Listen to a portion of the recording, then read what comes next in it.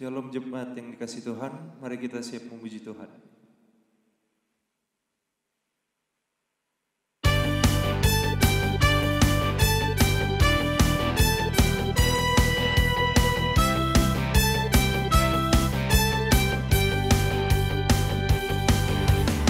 Terbayang kebesaran-Mu dan tak terbanding kekuatan Tuhan. Kau megah bagiku segenap jiwa dan pengharapan telah ku serahkan untuk rencana-Mu Tuhan. Kau Raja atasku, hanya Kau yang layak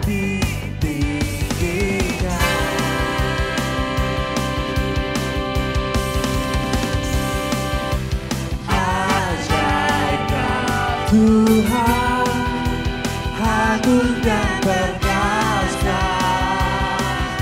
Kau sumber kemenanganku, layak berkuasa, memerintah selamanya. Yesus, Kau Raja mulia.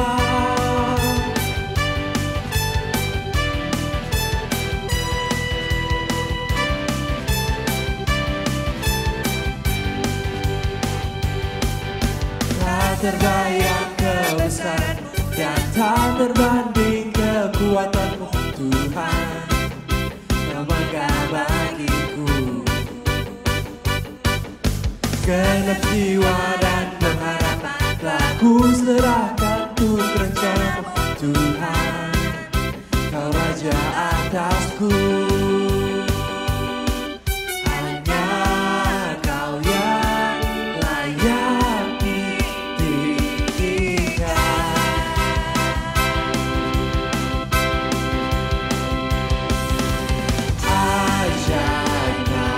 Tuhan, agung dan perkasa.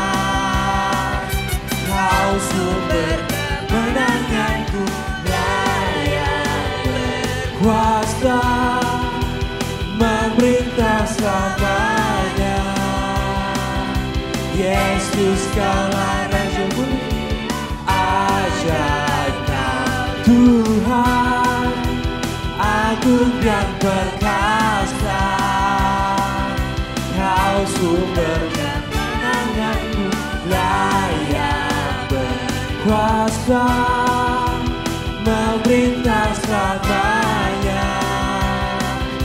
Yesus, Kaulah Raja mulia.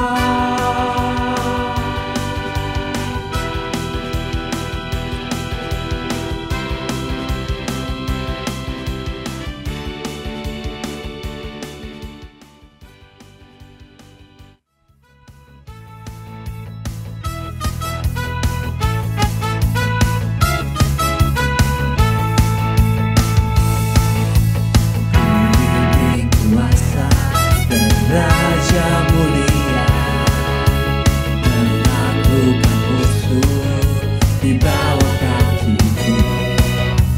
Ku pakai kuasa dan Raja mulia. Bila Allah ada bersama, siapa jadi lawanku? Sungguh besar Kau Tuhanku, Kau perisai hidupku. Ku berdiri dengan iman dalam Yesus Tuhan. Kau yang memberi kemenangan, ku bersorak merayakan. Terpujilah Engkau Raja segala raja.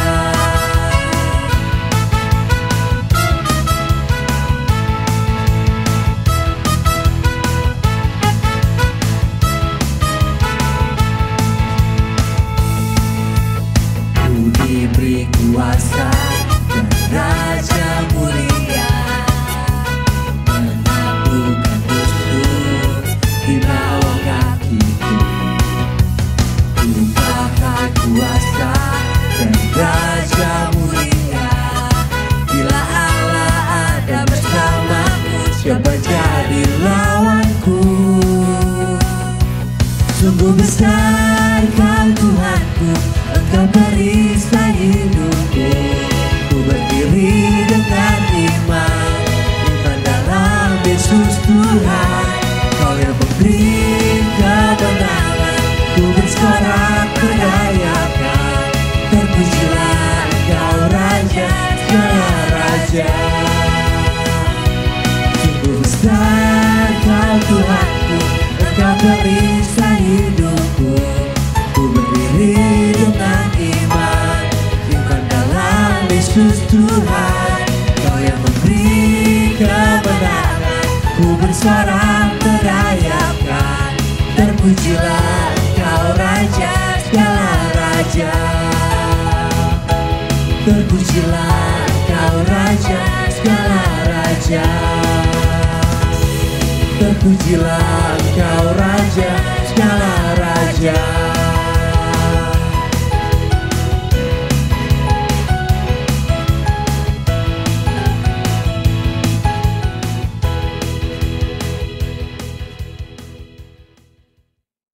Ku ingin selalu berada di hadirat-Mu. Aku ingin selalu berlindung dalam naungan-Mu. Di bawah kepak sayap-Mu, Kau bawaku terbang tinggi, melintasi langit biru bagaikan Raja Wali. Raja Wali melintasi gunung tinggi, bagai Raja Wali melintasi badai hidup. Di bawah kepak sayap-Mu, Kau bawaku terbang tinggi, melintasi langit biru bagaikan Raja Wali.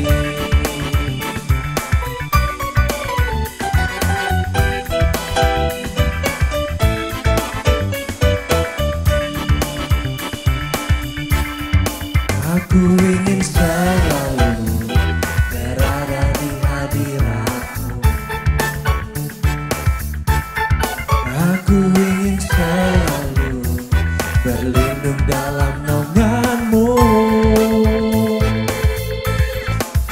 Di bawah kepak sayap-Mu, Kau bawaku terbang tinggi, melintasi langit biru bagaikan Raja Wali.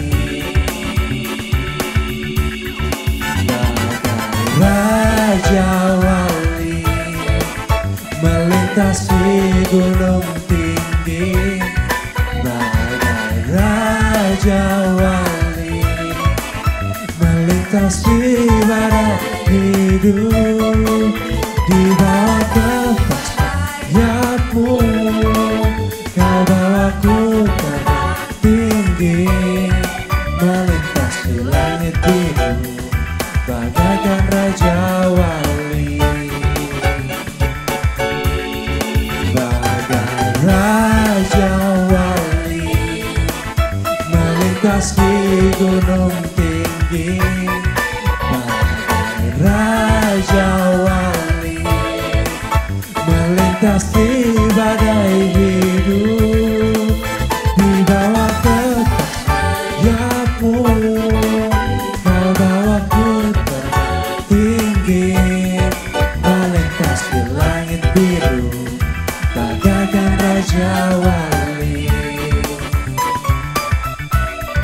Melintasi langit biru bagaikan Raja Wali. Melintasi langit biru bagaikan Raja Wali.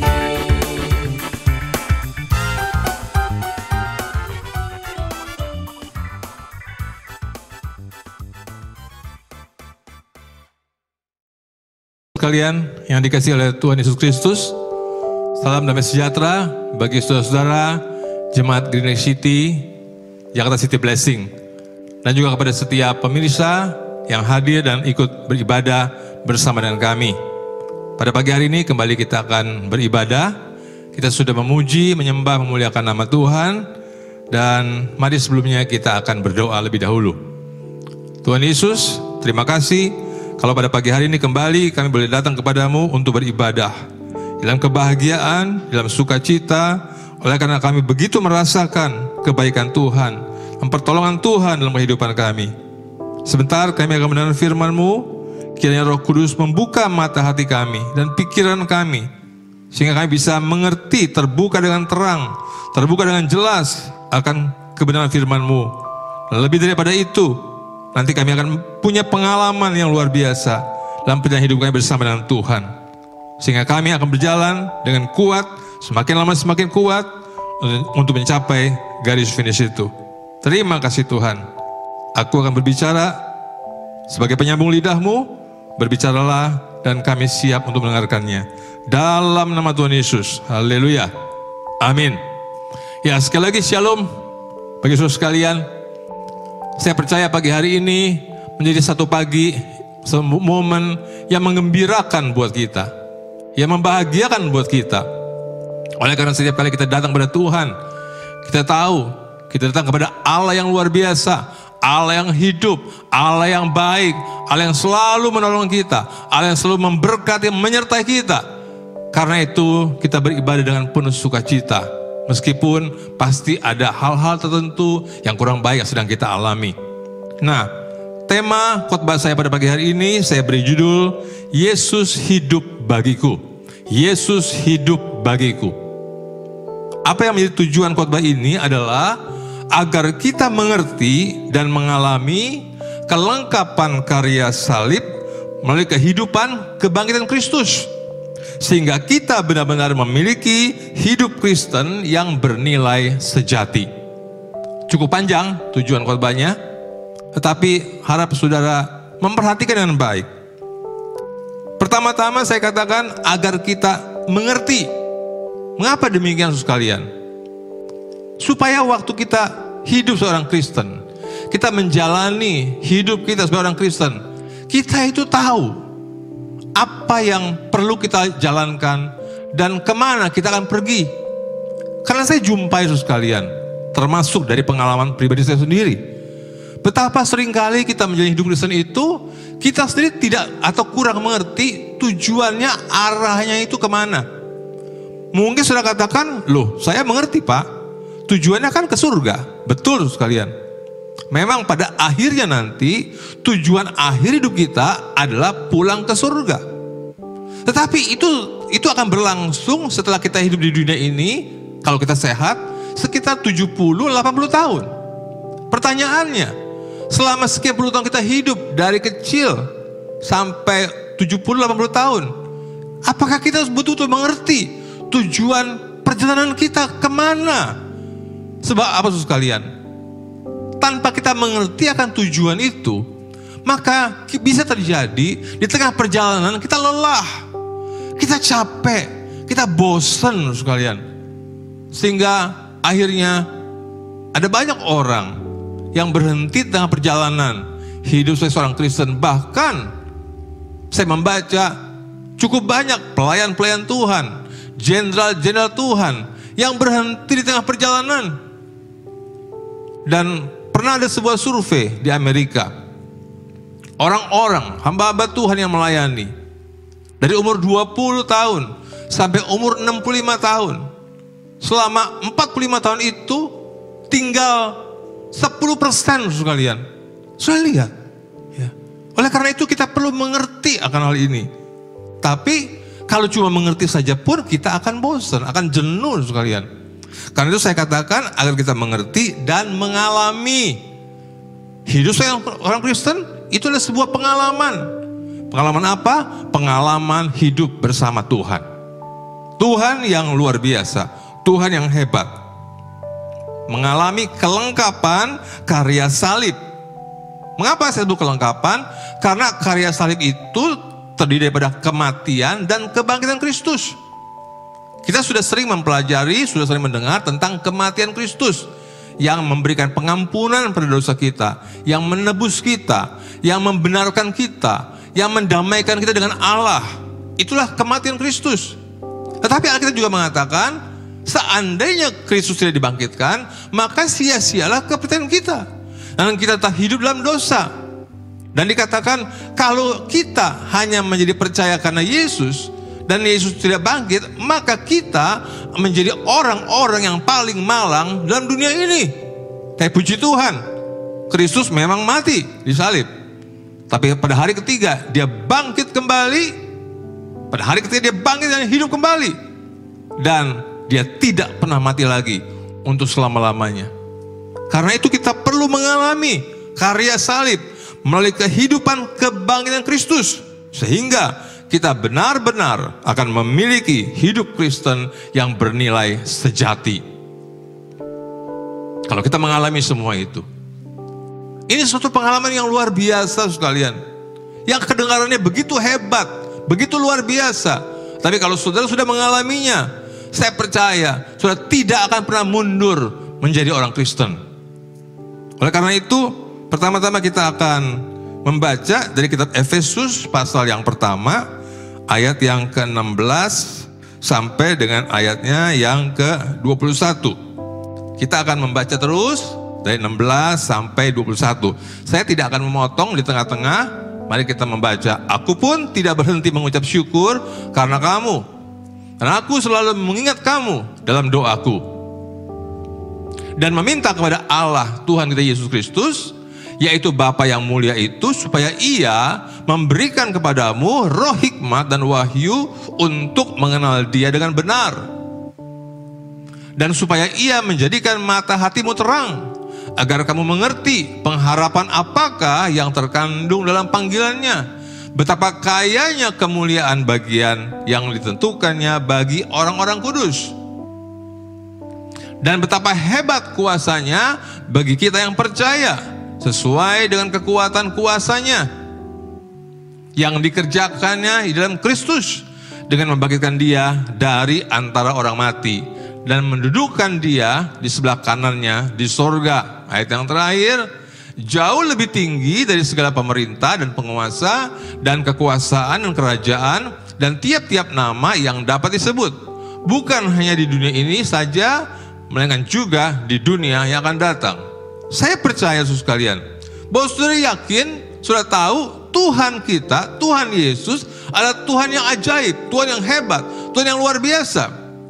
Dan Tuhan yang seperti itu sekalian, bukan hanya Tuhan yang menyertai. Tuhan kita itu bukan seperti Allah di dalam zaman perjanjian lama. Saya tidak mengatakan Allahnya beda, Allahnya sama. Hanya saja dalam perjanjian lama, dalam kisah perjalanan bangsa Israel, saudara melihat bahwa Allah itu tinggal dalam kemah. Makanya Dia menyuruh Musa untuk membuat kemah tempat kediamannya. Mengapa demikian? Alkitab mengatakan karena Allah itu selalu ingin tinggal dekat dengan umatnya. Di dalam perjalanan ada tiang awan, tiang api. Itu menunjukkan, Allah ingin menunjukkan, aku menyertai kalian. Makanya Tuhan perlihatkan tiang awan yang melindungi, Tuhan perlihatkan tiang api yang melindungi, supaya mereka lihat Allah menyertai. Dan berbagai bentuk pertolongan yang lainnya. Demikian juga sekalian, Allah yang kita kenal dalam nama Yesus, itu Allah yang seperti itu. Tetapi Dia lebih ajaib lagi. Dia bukan hanya tinggal, mengikuti, menyertai kita di samping kita, bersama kita. Tapi Alkitab mengatakan tubuh kita adalah baitnya, bait Roh Kudus. Tuhan tinggal dalam kita. Berarti ada satu pribadi yang hebat, ada satu pribadi yang luar biasa tinggal dalam kita. Dan saya percaya saudara sekalian, seharusnya kita punya pengalaman yang luar biasa dengan Tuhan. Saudara tidak perlu berpikir yang terlalu muluk memang. Tetapi artinya saudara sekalian, dengan ada Kristus dalam hidup kita, seharusnya ada sesuatu yang berbeda seperti dibandingkan dengan orang yang belum percaya. Mudah-mudahan saudara bisa bilang amin. Tetapi pada kenyataannya saudara sekalian, seringkali kita melihat, dan mungkin kita juga pernah mengalami, saya percaya kita semua pernah mengalami, sepertinya hidup kita ini kok kelihatannya tidak berbeda dengan orang-orang yang belum percaya. Hanya kita meyakini saja, nanti kalau kita meninggal, kita pasti masuk surga. Itu saja perbedaannya. Perbedaan kedua adalah setiap minggu kita beribadah ke gereja, bukan tempat yang lain. Tetapi apakah hanya itu perbedaannya, saudara sekalian? Apakah hanya tentang masuk surga perbedaannya? Apakah selama sekian puluh tahun kita hidup di dunia ini tidak ada perbedaannya dengan mereka yang belum percaya? Saudara jangan mengira bahwa orang yang belum percaya itu selalu buruk keadaannya. Tidak, saudara sekalian. Ada banyak orang yang belum percaya, hidupnya itu baik. Secara sifat, secara karakter, secara pembawaan, secara perilaku. Mereka juga bisa baik. Secara ekonomi, secara finansial. Mereka bisa baik, saudara sekalian. Ada kenalan saya berkata, tiap pagi, tiap bangun tidur, itu di rekeningnya tambah 80 juta. Saudara kira-kira tiap bangun tidur nambah berapa ya rekeningnya ya? Paling-paling nambah bunga di rekening bank saudara. Dia tiap bangun tuh 80 juta tambah. Dan dia tidak kenal Yesus. Apalagi percaya. Tidak, saudara lihat. Dia belum percaya. Jadi sebagai orang non-Kristen pun mereka bisa kaya, saudara. Bahkan kaya raya pun bisa. Nah kalau begitu saudara, apa yang seharusnya menjadi perbedaan kita ketika kita menjadi orang percaya? Di mana Kristus yang hebat itu, Allah yang luar biasa itu, yang dikatakan Allah pencipta langit dan bumi, tinggal dalam hidup kita, dalam nama Yesus. Karena itu, pada ayat saya ingin membaca ulang kembali, pada ayatnya yang ke-17, Efesus pasal pertama, dan meminta kepada Allah, Tuhan kita Yesus Kristus, yaitu Bapa yang mulia itu, supaya ia memberikan kepadamu roh hikmat dan wahyu, untuk mengenal Dia dengan benar. Poin pertama yang kita perlukan, saudara, adalah mengenal Dia dengan benar. Mengenal Allah dengan benar, mengenal Yesus dengan benar. Dan kita tidak bisa mengenal Dia, saudara. Apapun yang kita lakukan, kita tidak bisa mengenal Dia sungguh-sungguh. Oleh karena itu, Rasul Paulus mendoakan jemaat di Efesus. Saya percaya doa ini juga menjadi doa yang buat kita, yaitu supaya Allah, supaya Bapa memberikan kepada kita roh hikmat dan wahyu. Kita memerlukan roh hikmat dan wahyu untuk mengenal Dia dengan benar, untuk mengenal Allah dengan benar, untuk mengenal Yesus dengan benar. Kita perlu roh hikmat dan wahyu, karena hanya itulah yang bisa membuat kita mengenal Tuhan dengan benar. Nah saudara, kata mengenal itu dalam bahasa aslinya, bahasa Yunani, itu terjemahannya diterjemahkan dengan apa? Mampu membedakan sepenuhnya, mengenal dengan sepenuhnya.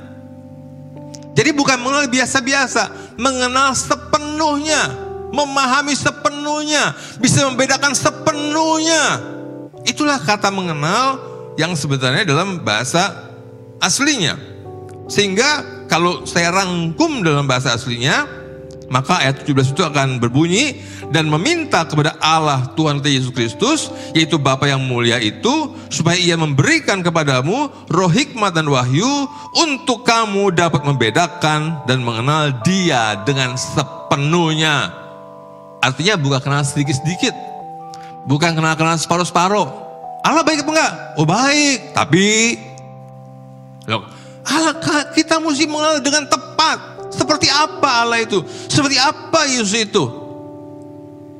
Apa yang kita perlukan? Kita perlu roh hikmat dan wahyu untuk mengenal Dia dengan benar. Sehingga waktu berjalan bersama dengan Tuhan, hati kita itu konstan. Hati kita itu confidence, yakin siapa yang berjalan bersama kita. Siapa yang tinggal dalam kita. Kita yakin sepenuhnya. Tidak meragukan pribadi itu. Jadi berarti saudara sekalian, poin pertama ini yang penting adalah mengenal Allah dalam Yesus Kristus dengan benar sepenuhnya. Itulah poin yang pertama. Saudara ingat, Ayub pernah berkata dalam kitab Ayub pasal yang keempat ayat 42, Ayub 42 ayat yang kelima, hanya dari kata orang saja aku mendengar tentang Engkau, tapi sekarang mataku sendiri memandang Engkau. Seringkali saudara, orang-orang Kristen hanya mendengar Allah dari kata orang, dari kata dia, kata si Anu. Tapi mereka sendiri kurang mengenal Allah dengan benar. Sehingga ketika terjadi sesuatu yang tidak baik dalam hidup mereka, mereka mulai goyah. Mereka mulai kecewa sama Tuhan. Lalu ayat yang berikut, Ayub berkata, oleh sebab itu aku mencabut perkataanku dan dengan menyesal aku duduk dalam debu dan abu. Berarti sebelumnya, waktu Ayub hanya kenal orang dari kata orang, dia punya ucapan-ucapan yang salah tentang Tuhan, tentang Allah, tentang apa yang dia lakukan. Seorang teman saya, dalam masa pandemi COVID ini, dia punya penghasilan, order, itu turun tinggal 15%. Buat dia itu, dan saya percaya itu sangat besar, saudara. Apakah itu Tuhan yang bikin? Apakah COVID itu Tuhan yang sebarin dari surga? No. Semua anugerah yang baik datang dari atas. Bapa segala terang. Padanya tidak ada perubahan. Karena pertukaran. Entah pertukaran waktu, Tuhan keadaan, Tuhan situasi. Tidak ada perubahan. Yesus Kristus, Allah kita, tetap sama. Dahulu, sekarang, dan sampai selama-lamanya. Tapi Ayub berkata seperti itu. Teman saya, waktu order turun tinggal 5%, kebetulan WA dengan saya, apa yang dia katakan? Saya mulai merasa Allah tidak adil. Saudara, waktu kita diberkati, pasti kita berkata Allah itu baik. Waktu penghasilan kita tinggi, memuaskan, kita akan berkata Allah itu baik, Allah itu memberkati saya. Bagaimana ketika ada kondisi yang berbeda, di mana keadaan kita tidak baik, penghasilan kita menurun, apakah Allah menjadi tidak baik? Seringkali saudara, terjadi seperti yang teman saya katakan itu. Saya merasa Allah tidak adil. Tapi Ayub setelah dia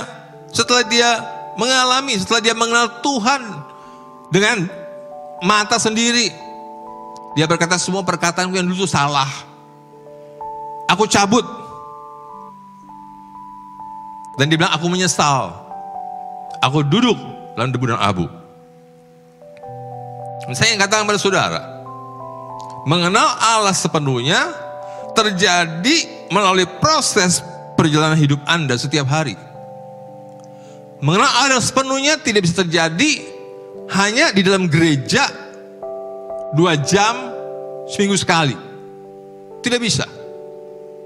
Bukan berarti tidak ada gunanya ke gereja. Banyak gunanya. Saudara bersekutu, mendengar firman. Tapi mengenal Allah dengan sepenuhnya, dengan sebenarnya, itu harus terjadi melalui proses perjalanan hidup Anda setiap hari.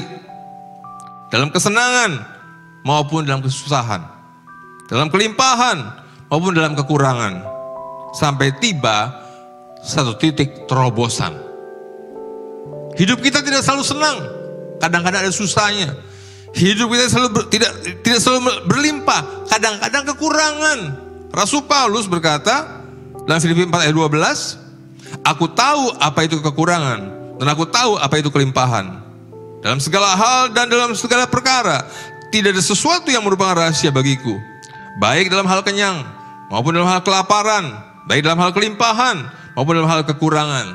Ayat 13 luar biasa. Setelah dia melalui semua itu tidak membuat dia terpuruk, tidak membuat dia jatuh, tidak membuat dia kecewa, tidak membuat dia berkata Tuhan tidak baik.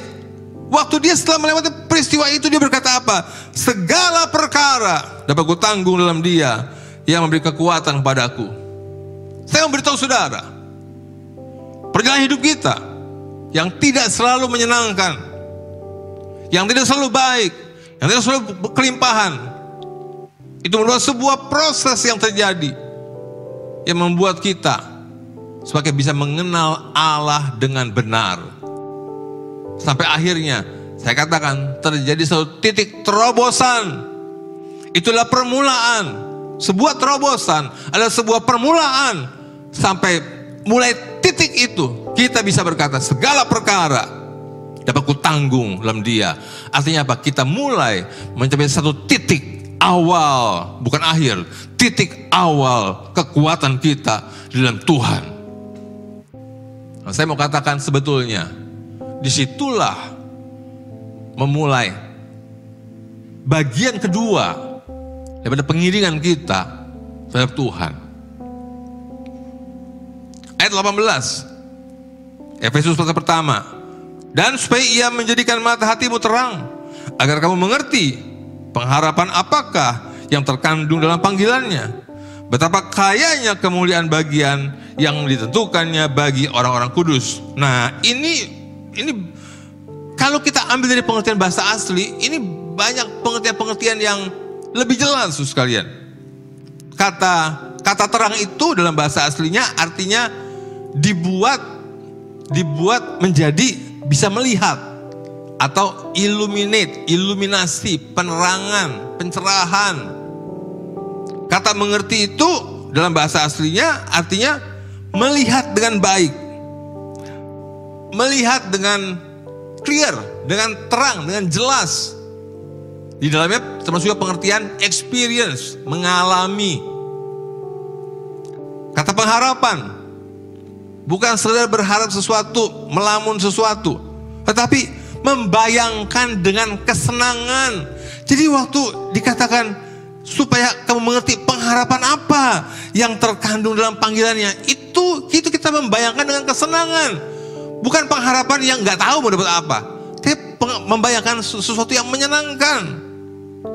Dan dikatakan berikutnya adalah betapa kayanya.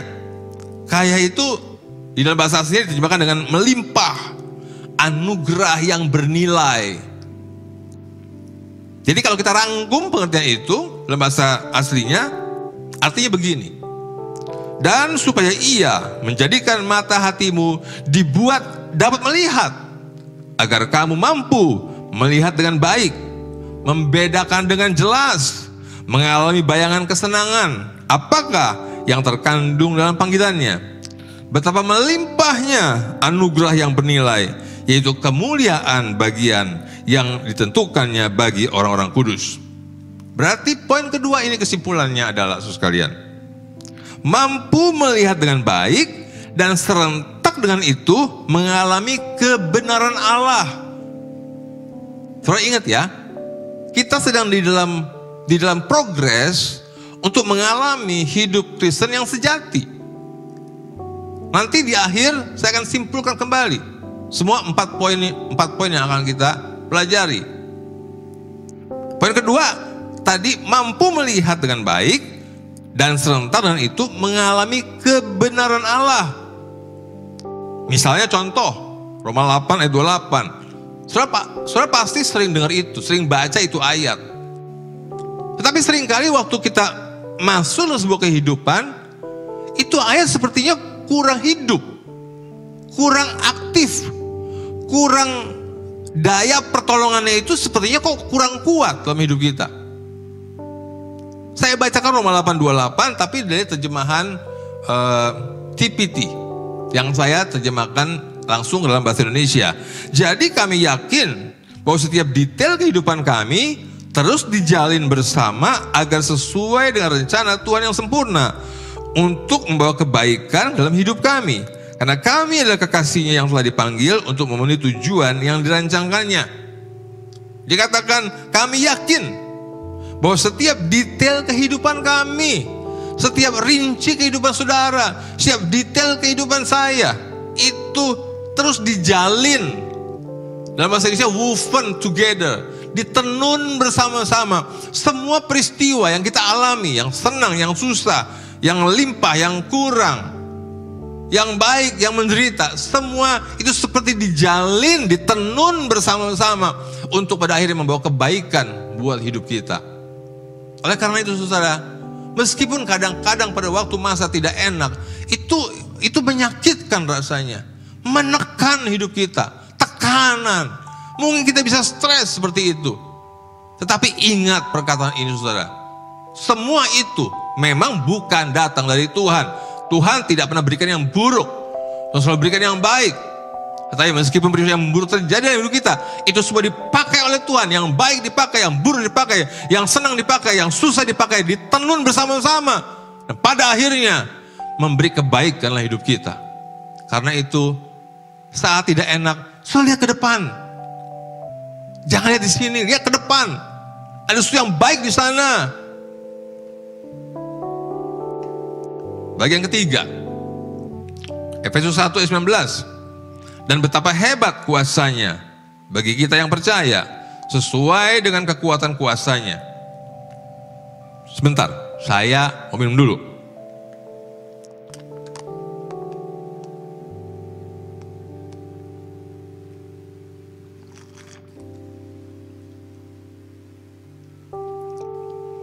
Nah, kata hebat, kita sering dengar hebat. Wih, hebat lu. Hebat sekali. Nah, ini bukan hebatnya manusia, saudara. Ini hebatnya Tuhan. Ini hebatnya kuasa Tuhan. Hebatnya manusia saja itu luar biasa. Tapi ini hebatnya Tuhan, hebatnya kuasa Tuhan. Saudara mungkin sulit membayangkan hebatnya kuasa Tuhan. Nah, karena itu dalam bahasa aslinya, kalau dalam terjemahan bahasa Inggris disebutnya, diterjemahkannya exceeding greatness. Exceeding itu melampaui. Greatness itu besar. Udah besar, melampaui. Saya dulu pernah melayani satu company. Company itu namanya luar biasa. Great Giant. Great itu besar. Giant itu raksasa. Raksasa aja udah besar. Besar aja udah besar. Tapi ini Great Giant, raksasa besar. Wah, itu perusahaan memang besar, saudara. Nah, ini hebat, kuasa Allah yang hebat. Exceeding greatness. Kalau dalam bahasa aslinya itu sebetulnya diterjemahkan, ditulis dengan kata hyperbalomegatos. Nah, itu artinya sebetulnya pengertian gini. To throw beyond usual mark. Jadi ada seorang melempar sesuatu, dan umumnya biasanya tuh ada sebuah titik di sana dan ditandain. Nah, sehebat-hebat dia melempar itu, ya sampai di situ. Tapi kalau hyperbalomegatos, dia lempar melewati titik itu. Itu Tuhan. Artinya kehebatan kuasa Tuhan itu melampaui yang umum yang kita kenal dengan kata hebat. Nah, kemudian dikatakan betapa hebat kuasanya bagi kita yang percaya. Nah, kita kan semua orang percaya. Tapi kok rasanya, kenapa ya? Seringkali kok kita tidak merasakan, tidak mengalami kuasa yang hebat. Oke lah, kita tidak usah ngomong hebat dulu. Kita alamin kuasanya aja. Itu udah luar biasa kita senangnya. Apalagi hebat, kuasa yang hebat. Nah, ternyata saudara, itu kata percaya itu bukan sekedar percaya. Mungkin sudah tanya, percaya yang bagaimana? Kan nggak bisa diukur. Memang betul. Percaya itu sulit ukurnya. Nggak ada ukurannya, nggak ada standarnya. Yang segini nih percaya, nggak ada ukurannya. Dan tiap orang bisa beda-beda. Nah, tapi kata percaya di sini di dalam bahasa aslinya artinya berketetapan untuk tetap percaya. Itu arti percaya. Bukankah kadang-kadang kita nggak begitu? Seperti tadi saya beri contoh teman saya itu. Sebelum pandemi dia percaya Tuhan itu baik. Tapi setelah pandemi, setelah omsetnya turun, dia berubah. Dia bilang Allah itu tidak adil. Nah, kata percaya di sini adalah berketetapan untuk tetap percaya.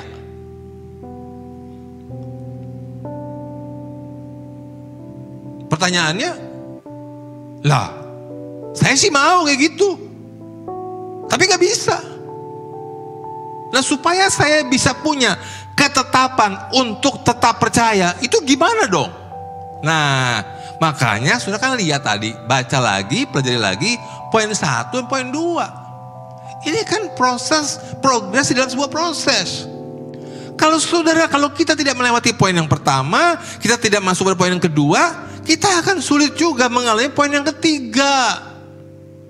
Coba saudara pelajari ulang. Poin pertama itu apa? Poin kedua itu apa? Supaya saudara bisa sampai pada poin yang ketiga. Saudara punya kemampuan untuk tetap percaya di tengah segala situasi apapun juga.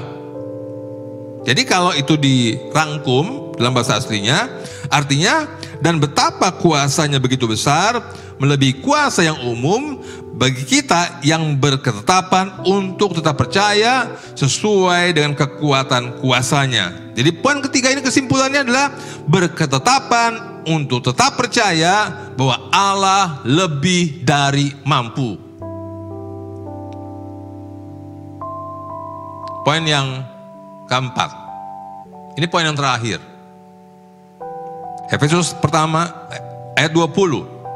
Yang dikerjakannya dalam Kristus dengan membangkitkan dia dari antara orang mati dan mendudukkan dia di sebelah kanannya di sorga, jauh lebih tinggi dari segala pemerintah dan penguasa dan kekuasaan dan kerajaan dan tiap-tiap nama yang dapat disebut, bukan hanya di dunia ini saja, melainkan juga di dunia yang akan datang. Perhatikan baik-baik. Yang dikerjakannya dalam Kristus dengan membangkitkan dia dari antara orang mati. Yang kita tahu, kebangkitan Kristus sudah terjadi lebih daripada 2000 tahun yang lalu. Dan pada waktu dia bangkit, dia bukan sekedar bangkit, hidup, keluar dari kubur. Tapi Alkitab mengatakan apa? Allah mengerjakan sesuatu. Allah mengerjakan sesuatu di dalam Kristus. Sesuatu itu apa? Kekuatan, kuasa kebangkitan. Dia bukan sekedar bangkit, hidup, pulang ke surga. Tidak. Tapi Allah mengerjakan sesuatu. Mengerjakan satu kuasa kebangkitan, kuasa kehidupan dalam Kristus. Saudara tahu, kematian Kristus punya kuasa. Kematian Kristus punya kuasa memberi penghukuman kepada dosa. Kematian Kristus membawa serta kematian kita untuk memisahkan kita dari kuasa dosa, untuk memisahkan kita dari kuasa hukum Taurat. Bukan berarti Taurat Musa. Bagi kita, orang percaya, zaman perjanjian baru, kita nggak ada hubungan dengan Taurat Musa. Tapi kita berhubungan dengan Taurat yang kita ciptakan dalam diri sendiri. Saudara nanti baca di Alkitab. Ya. Dan Kristus dan Allah mengerjakan kuasa dalam Kristus waktu bangkit. Sehingga dalam Kristus ada kuasa kebangkitan. Kalau kematian Yesus punya kuasa bagi kita, mengubah hidup kita untuk selama-lamanya, memisahkan kita dari kematian. Dulu kita diikuti terus dengan maut, tapi kuasa kematian Kristus membuat kita mati bersama. Dan setelah Kristus bangkit, dia tidak mati lagi, ini kita. Kuasa kematian membuat kita mati bersama Yesus, melepaskan kita dari kuasa maut. Nah, kemudian Kristus bangkit. Waktu Kristus mati, kita mati bersama dia. Waktu Yesus bangkit, kita bangkit bersama dia. Dan yang hebat sekalian, Yesus yang bangkit itu, yang punya kuasa kebangkitan dirinya, tinggal dalam kita. Tinggal di dalam kita. Itulah sebabnya, saudara. Poin yang terakhir ini, kesimpulannya adalah, kuasa itu, kuasa kebangkitan, kuasa kehidupan kebangkitan Kristus telah dikerjakan Allah 2000 tahun yang lalu. Dan kuasa tersebut telah ada di dalam saudara, dalam saya, melalui kebangkitan kehidupan Kristus yang telah dianugerahkannya. Haleluya. Saya harap saudara mengulang kembali apa yang Anda dengar pagi hari ini, untuk membuat saudara pertama-tama mengerti, yang kedua mengalami sebuah terobosan dalam hidup saudara.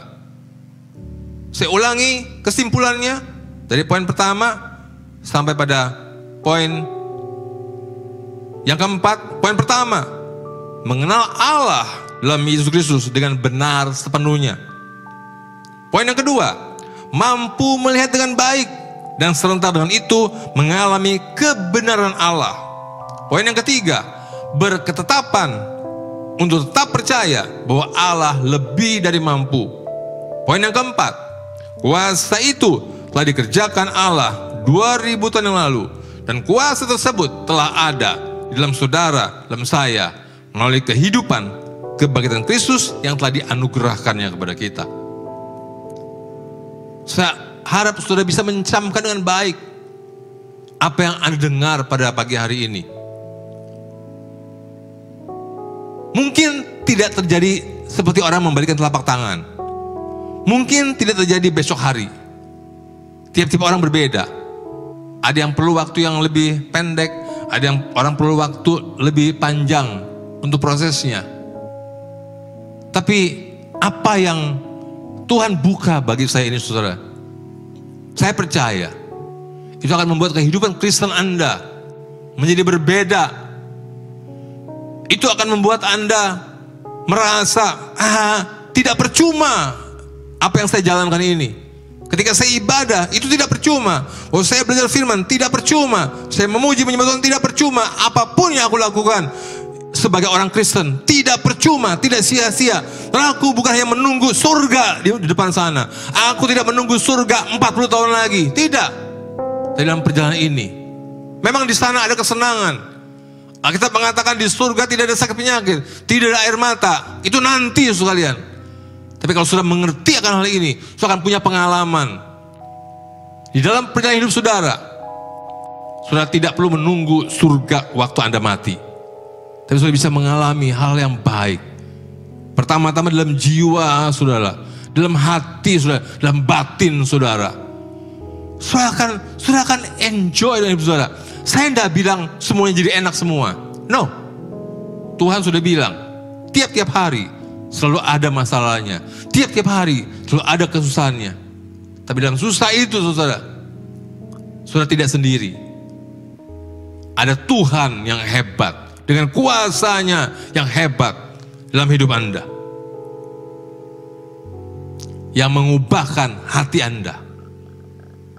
Merubah hati saudara. Membuat saudara puas dengan apa yang saudara miliki. Saya tambahkan sedikit. Tuhan Yesus pernah kasih makan 5.000 orang. Laki-laki plus anak-anak perempuan.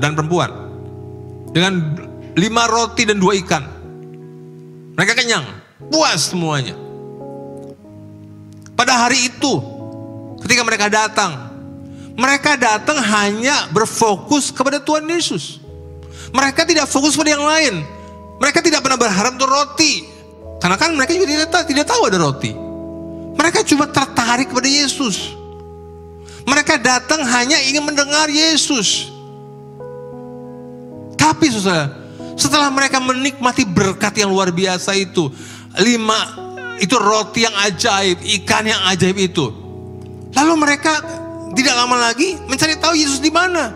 Dan ketika mereka tahu, ramai-ramai pergi lagi mengunjungi Yesus. Seolah-olah mereka tertarik kepada Yesus.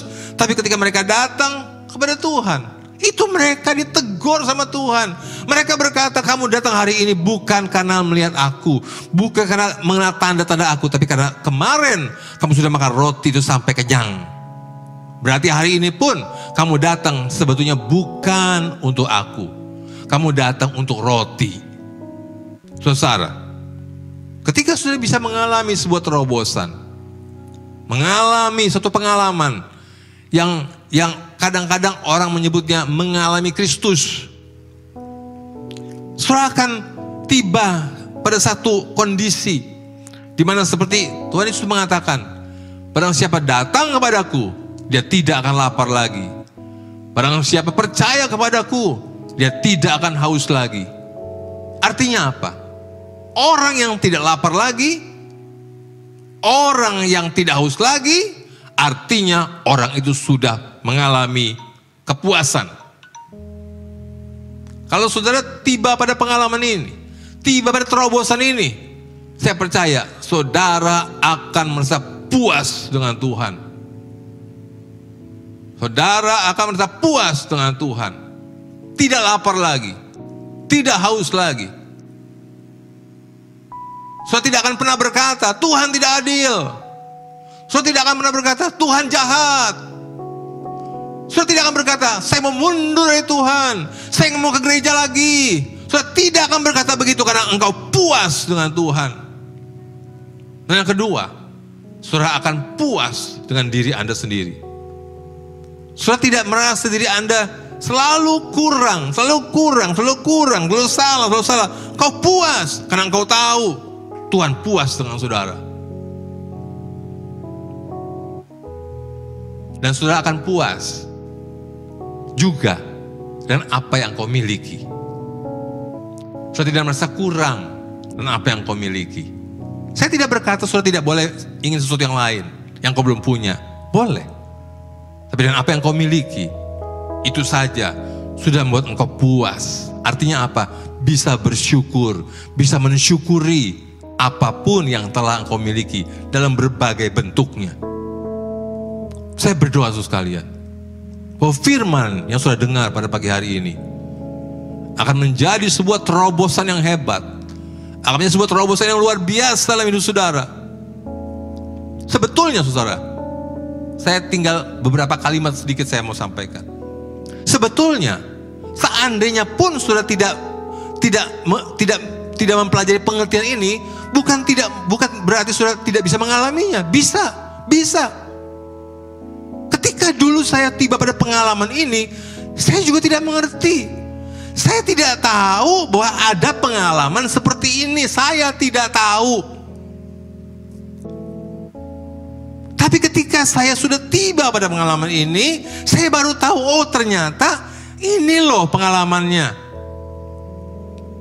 Di dalam masa tekanan, selalu ada damai sejahtera. Ada sukacita dalam pengiringan dengan Tuhan.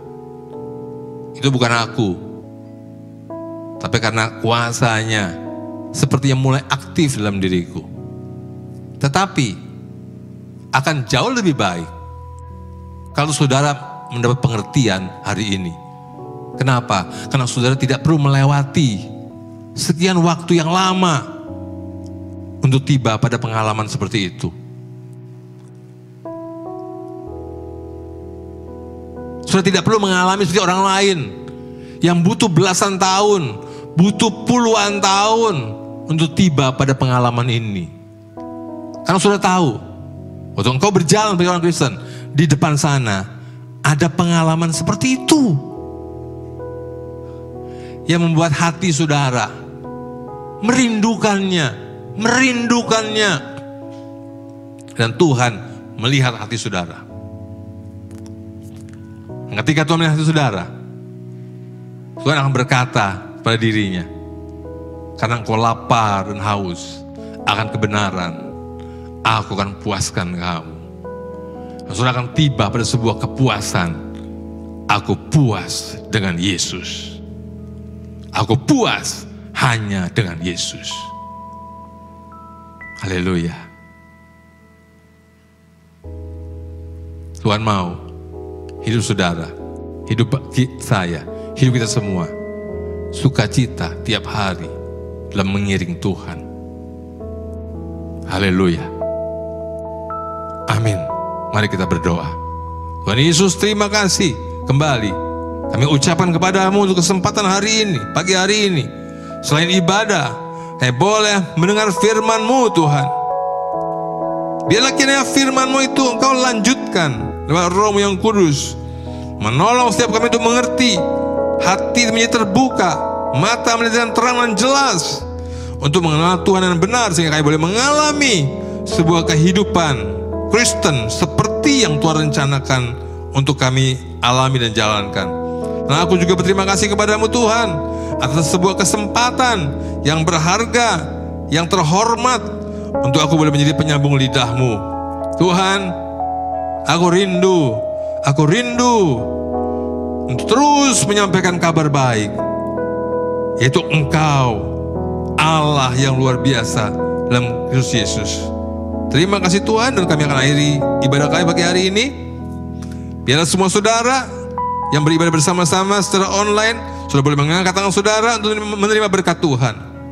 Berkat anugerah, kasih karunia, kasih setia dari Allah Bapa kita, kasih sayang sempurna yang panjang lebar tinggi dalam dari Yesus Kristus, dan persekutuan yang manis dengan Roh Kudus akan menyertai saudara setiap saat sampai Tuhan Yesus datang yang kedua kalinya menjemput kita di salam permai, bahkan sampai selama-lamanya. Dalam nama Tuhan Yesus, haleluya, amin. Selamat pagi, Tuhan Yesus memberkati terus sekalian. Sampai jumpa pada minggu yang akan datang. Amin.